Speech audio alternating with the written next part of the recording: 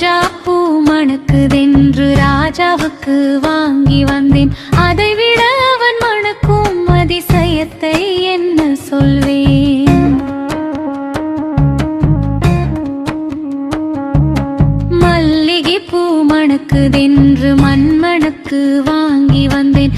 அதைவிட அவன் மணக்கும் அதிசயத்தை என்ன சொல்வேன்?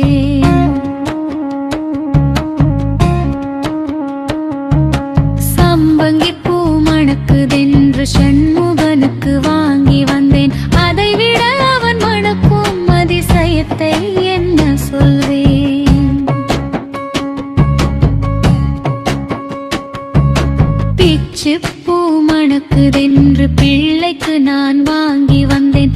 அதைவிட அவன் மணக்கும் அதிசயத்தை என்ன சொல்வேன்?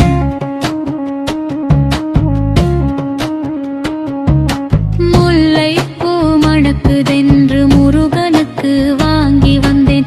அதைவிட அவன் மணக்கும் அதிசயத்தை என்ன சொல்வேன்? தாமரை பூ மணக்குதென்று தங்கத்துக்கு வாங்கி வந்தேன். அதைவிட அவன் மணக்கும் அதிசயத்தை என்ன சொல்வேன்?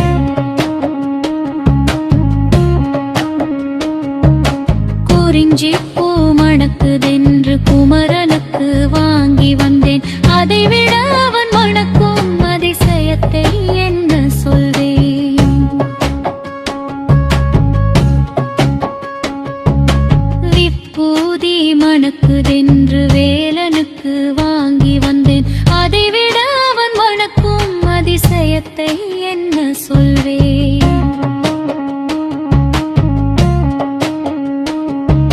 சந்தனம் மணக்குதென்று சண்முகனுக்கு வாங்கி வந்தேன். அதைவிட அவன் மணக்கும் அதிசயத்தை என்ன சொல்வேன்?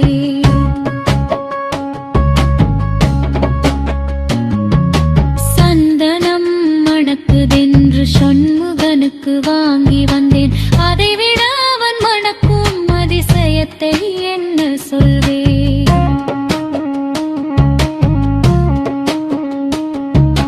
குங்குமம் மணக்குதென்று குமரனுக்கு வாங்கி வந்தேன். அதைவிட அவன் மணக்கும் அதிசயத்தை என்ன சொல்வேன்?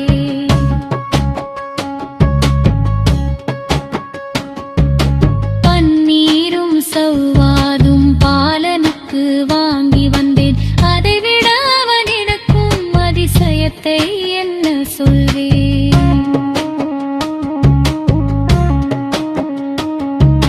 சிங்கார சட்டை ஒன்று சீமானுக்கு வாங்கி வந்தேன். அதைவிட அவன் இருக்கும் அழகினைத்தான் என்ன சொல்வேன்?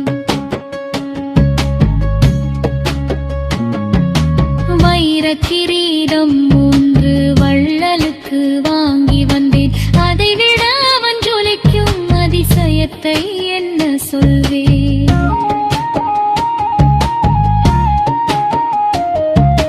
மணக்கும் மலர்கள் எல்லாம் மன்னனுக்கு வாங்கி வந்தேன். அதைவிட அவன் மணக்கும் அதிசயத்தை என்ன சொல்வேன்? இனிக்கும் பழங்கள் எல்லாம் இறைவனுக்கு வாங்கி வந்தேன். அதைவிட அவன் இனிக்கும் அதிசயத்தை என்ன சொல்வேன்?